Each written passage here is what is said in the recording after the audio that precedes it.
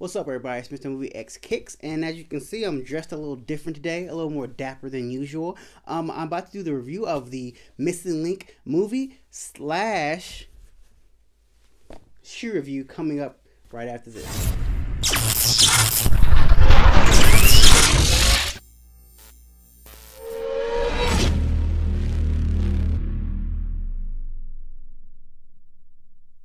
The movie The Missing Link follows the story of Sir Lionel Frost, a struggling investigator of mythological creatures. Frost is trying to be accepted into a elite group of men dubbed the Greater Men. Frost receives a letter saying the Sasquatch, is real. If Frost can find and prove this creature is real, he will be admitted into this elite club of men. Frost starts his journey into the deep forests of the Pacific, where he stumbles onto a talking Sasquatch, played by Zach Galifianakis. Frost would then name the Sasquatch Mr. Link. Mr. Link would then tell Frost that he was the one that wrote the letter in hopes that he would find him so he could help find his relatives, the Yetis, in the hidden mountains of the Himalayas. If Frost could not only find a Sasquatch but Yetis as well, he would become world famous. Mr. Frost agrees to help Mr. Link, and they embark on an incredible journey to find his relatives. I have to say, I really liked the story of this movie. It was very funny. It was very warm-hearted. I liked the story of how these two came together. Like, you wouldn't think that a Sasquatch and a human would eventually end up becoming friends, but the Sasquatch was so funny. Like, Zach Galifianakis' character reminded me almost of his character in Hangover. How he just kind of like ditzy, dumb guy who says all these crazy things, but they're really funny, and they're really funny in heart. And Hugh Jackman is also like this kind of stern guy who only cares about himself. And this is like kind of one of those heartwarming movies. The cold-hearted guy becomes a warm-hearted guy. Like, towards the end of the movie, he stops caring about just himself and he starts caring about others. And like, I think the gist of this movie is more about really finding your place. As I said in the very beginning of the review, Mr. Frost is trying to be in this elite club, and later on he finds out that this elite club really isn't that elite, and he's better off without it. And kind of Zach Galifianakis' character, Mr. Link, kind of finds out that he's trying to find his relatives, the Yetis, and once he finds them, it's kind of like he really doesn't belong. And so I think like the kind of gist of this movie is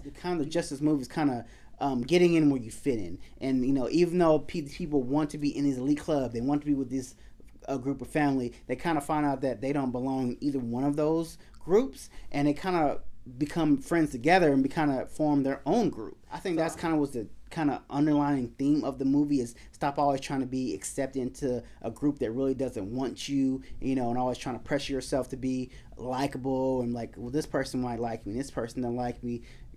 It's all right, everyone's not gonna like everyone. Kind of get into, I think the underlying thing was kind of get into where you fit in. So I kind of like at the end they kind of came together and kind of made their own special group, if you will. Funny and entertaining movie. It's certainly sitting at like 90 on Rotten Tomatoes. Leica Studios, which is another famous studio who had Caroline, Paranorman, such other, Kubo and the Two Strings. So they've done a nice string of movies, and this continued on that same rate. So now that we're done with the movie review, it's time to get into the shoe review. Now, as I said, this was going to be a shoe and movie review. So I kind of picked the outfit. I tried to get as close as to the Zach Galifianakis, Mr. Link character's outfit as I could. It's kind of hard to find a yellow outfit with gingham print on it, so this is as close as I could get. I'm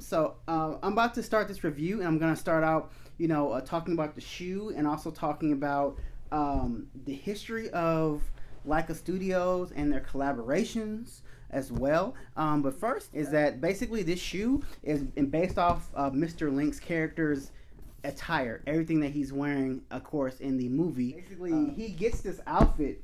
I didn't say in the review, but he gets this outfit after meeting Mr. Frost, and they get into a bar fight with some gentlemen, and he ends up taking, after beating them all up, he ends up taking the guy's clothes, and there, of course, he's like 8 feet tall, and he's 600 pounds, but the guy he takes them from is also kind of big, but he still is barely be able to squeeze into his outfit. But this is pretty much the gist of the outfit. I'm gonna get into a little bit of this shoe. Before I get into the shoe, I love this box. This box to me was different. Basically, this box also signifies the outfit they has on.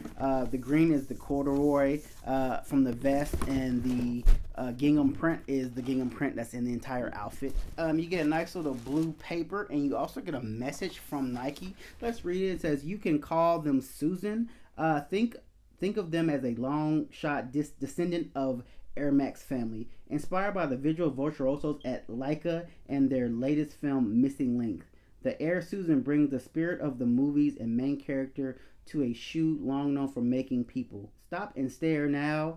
This is the evolution of imagination." Leica Studios is their name, so I'm going to say Nike and Leica.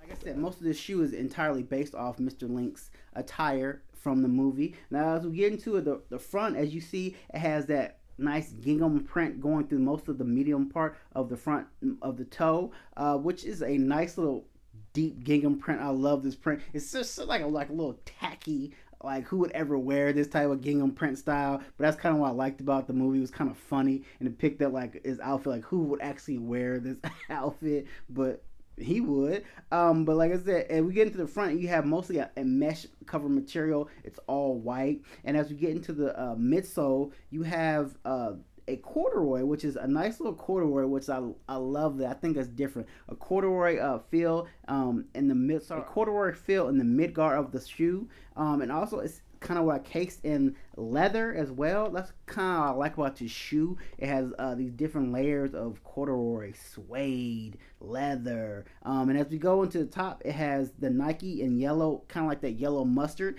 and it has scratched out Max and it has Susan. Now, a lot of people might be wondering why the movie is called Missing Link and then it has Susan. Something that I didn't say in the review was how they got this name Susan. Mr. Link was actually Frost asked Mr. Link, that's after the name he gave him, he goes, "What name would you like to be named?" And he gave him a story about a person that he had met while he was out one day in the forest. It was a woman. Everyone usually gets scared and runs away because the woman stayed and looked at him and smiled. He said that was the best thing that could ever happen to him in the forest by himself. And so he asked him what her name was, and he said Susan. So he wanted to be called Susan, even though Susan's a girl. And Mr. Frost tried to tell him, that's a girl's name. He goes, "But I want to be called Susan." Thus, the Air Max 1 Susan. That's how he got his name. So, as we continue on to the shoe, I love the midguard of this shoe, the sole of it, how it's encased in leather. Now, I just think that's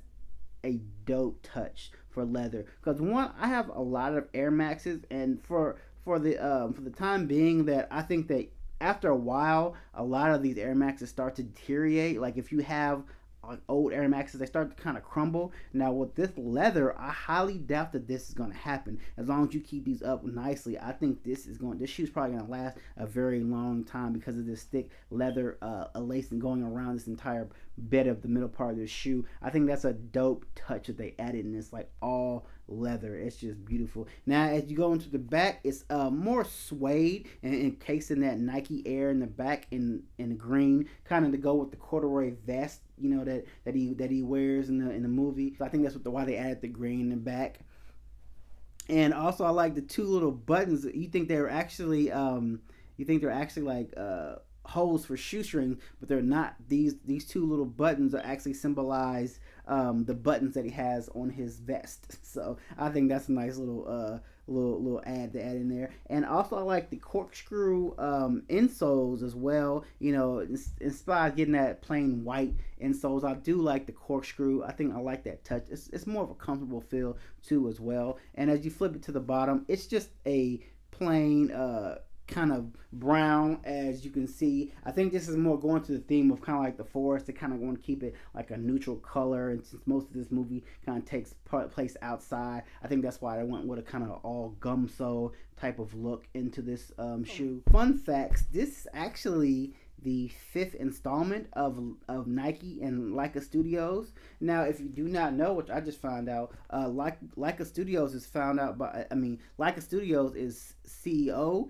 is Travis Knight, whose father is Phil Knight, who is the founder of Nike. Thus, in creating every movie that they do, almost that they have a partnership with Nike. So the Caroline Dunks and the Paranormals 2012, Box Trolls were Roshi Mids in 2014, and Air Jordan 15s, the Kubo and the Two Strings 2015, and then of course the Air Max Susans 2019. So, that's a nice little thing I like about Leica Studios and Nike. Just imagine if your dad was the founder of Nike. Of course, you're going to get a dope little collaboration. So I think that's a nice little tidbit that they added in there. Always having that collaboration for the shoes. I wish I would have got all those shoes, to be honest with you. I wasn't a fan of most of those movies, but I did like the Caroline Dunks, and I think those foam posit ones are still very expensive. The Paranormal foam posits, they're really popular. I think those go for like almost $700-800. So but as usual, guys, I just want to do something a little different. That's why I want to dress a little different. Do something that was kind of out of the range that I usually do. So I just want to thank everybody. I just hit 200 subscribers, so we're gonna keep this going. Like let's get I want 50 more subscribers. So that's my goal for the next month. 50 more subscribers, and let's get on to 300. And let's get on to even bigger and better things. Let's get these numbers up. But I still want to thank everybody for subscribing, for liking my videos. Please share them with your friends. I would appreciate that. And please subscribe to me. Now, as always, just because I did a movie review and a shoe review doesn't mean I'm not going to hit you with some on feet. So this on feet is coming up right after this, and I'll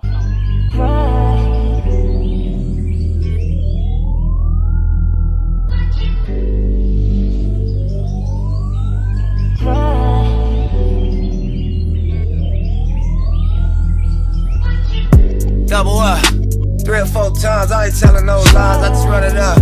Never let a hard time humble us. Double up, I ain't telling no lies, I just, I ain't telling no lies, I just 5, 4, 3, 2, that's time. I got to you that money, my dreams come true, my life in diamonds. Who knew? Who knew? Who knew?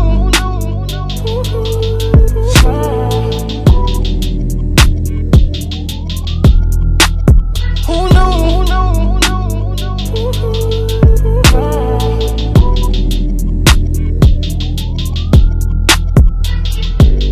Turn 7 to a 14, 14 to a whole thing. Lord knows it's a cold game. Switched up on you hoes, man. Big body take both lanes. Backseat blowing propane. All black, 5 gold chains. Young rich nigga bossed up on his own, man. My new shit sound like a soul train. Tookie Williams over Coltrane. Eric B by the rope chain. RC, we for show bang. Tiny Lokes and they go crazy.